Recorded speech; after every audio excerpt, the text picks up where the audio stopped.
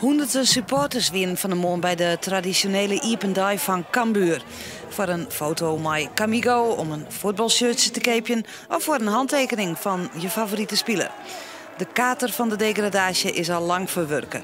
Cambuur bleef razend populair. Cambuur bloot Cambuur. En dat het nog Eredivisie is of Eerste Divisie, maakt het net zo vol uit. Het bloot je club. Wils de spelers in de catacomben staan te wachten voor de presentatie, vregen wij onder handtekeningenjagers van waar ze allegear een handtekening gaan willen. Martijn Barto, Sander van der Streek, Sander Houtkoop en Erik Bakker. En dan is het klokslag alvoeren en komen ze één voor één het veld op. De Matadoren die dit seizoen meedoen willen om het kampioenschap in de Jupiler League. Rob Maas zocht stiekem op zijn klokje hoe lang het nog wordt. Als Bakker kon het publiek presenteren is, kan Rob Maas uiteenzetten met de training. De selectie is zo goed als roen, er is nog één vacature.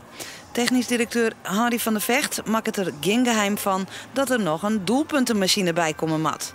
Nou ja, goed, dat is dus best wel even zoeken, ja. Dat klopt. Iedereen wil een spits die gegarandeerd 20 tot 25 doelpunten maakt. Dus ja, en dan zit je in een behoorlijke concurrentiestrijd. Dat brengt dus bij Martijn Barto. Hij had het seizoen na het voortgaan van ook Betje aanmaken als nummer 9.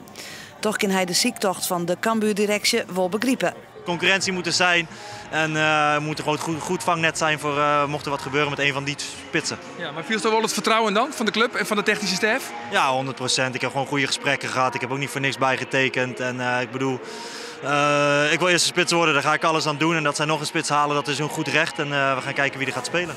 En mocht het nou net slagje een nieuwe spits naar Cambuur te heljen, dan had deze jongens nog wel een suggestie. Welke spits moet er eigenlijk bij komen, jongens?